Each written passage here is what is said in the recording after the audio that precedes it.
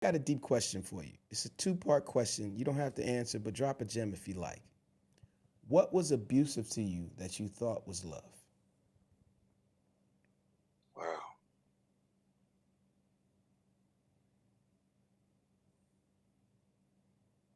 Hmm. Uh,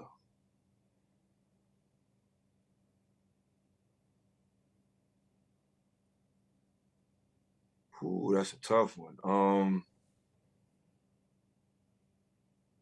Wow, that's a heavy question. That's a heavy question. I think anything could be that because too much of anything is abuse. Even love. You know what I mean? Some people love. I realize that just because when people come in the name of love, I often sometimes they can be abusive. I think when people say love and they say I love you, they think that justifies what they do after that. You know what I'm saying? It's like some people love you for the wrong reasons. I've been in situations where,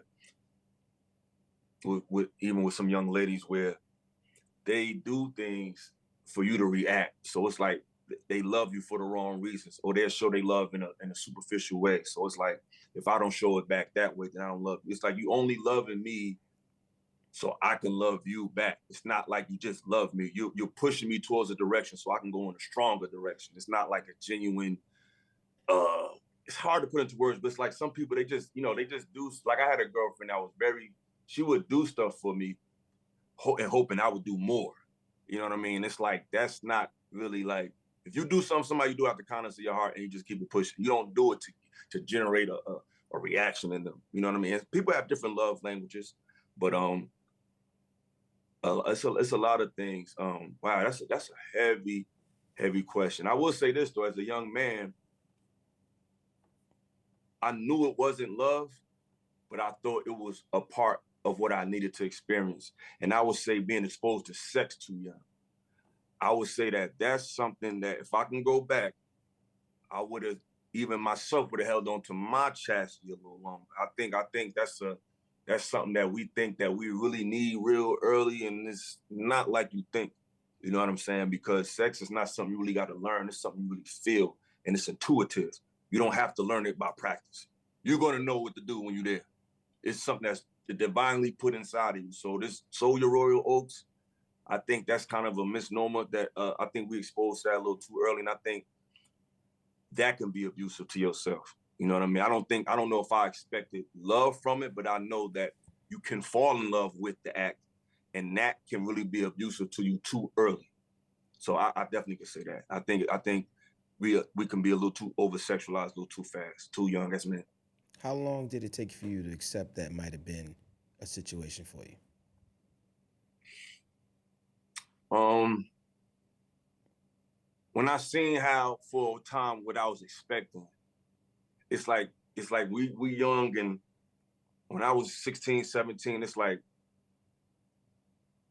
growing up in the city, it's like you're penalized for being an actual child, especially where I grew up at. It was everything was going so fast. So it's like the more you acted your age, You're right. the more you stood out. That's Because absolutely everybody, you right. actually act 12, but Yep. everybody that's 12 is already acting like they're 17, 16. So you feel like you outside looking in when you really doing exactly what you're supposed to do. So as I got into high school, like my sophomore to junior year, porn, I realized how porn was very prevalent.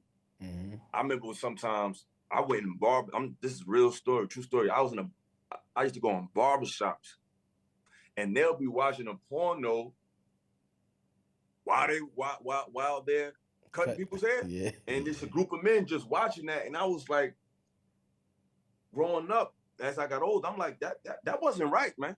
Like Yeah. that's not, it takes away the sanctity of it. And I look at our generation, I think a lot of people don't really talk about this, but I think that late 90s, early 2000s, there was a big pornographic boom. Um, and everybody had a tape. And it changed our appetite, it changed our sexual appetite and sexual expectations from each other. Now every girl, if you notice from that time, everybody had to have a voluptuous body after that. That's a porn-based appetite. When I was younger, when I was in my teens, it wasn't even about that. She just was pretty. It wasn't about how big her butt was and none of that. She was cute, and that was that. Yeah. Once porn came out, everybody had it put a lot of pressure on young women. That's why a lot of women getting a BB. Everybody wanted a porn type of situation. You're expecting too much sexuality from her. She got to be super freaky. It just changed our whole appetite, and I think we're still dealing with that today. We are definitely then. That was the next drug we were sold. And right now we haven't recovered from it yet, because I'm telling you, 10 years from now, all these BBLs, we're gonna start seeing some rehabs going on just from like the physical output. And I agree with you 1000%. I remember just trying to sneak around and get the VHS tapes out. Why was I so hungry for that? I'm like, man, I gotta check this out. What's going on here? Absolutely, we did grow up kind of fast, and it does affect in the long run what mind you think with.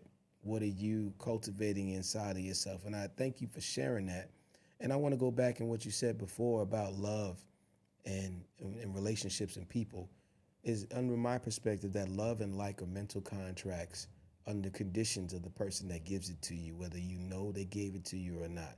They expect you to walk in a certain way and to not break all of their expectations and their applications to say, I love you. Like you said earlier, people cannot be controlled. They're going to do what they're going to do, but that's not in the world we live in psychologically. Psychologically, bro, I love you, bro, because you never did this. You never violated me on this. So this is a mental contract. Shorty, I love you because I know you ride for me because you do this in the morning and do this at night.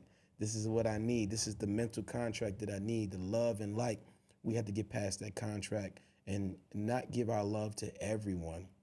We can give our like to many people, because you can like things and then it can grow into love where it's really unconditional. So thank you for sharing that. I hope you are listening and got that gem. Illa is killing it out here today, dropping us with the big words. If you understand any of these ideologies or these words he is doing, don't be afraid to look them up and show your mental health some love. She gave me the green light. Now it's time to take flight. Let's go. Cause I'm out the ordinary.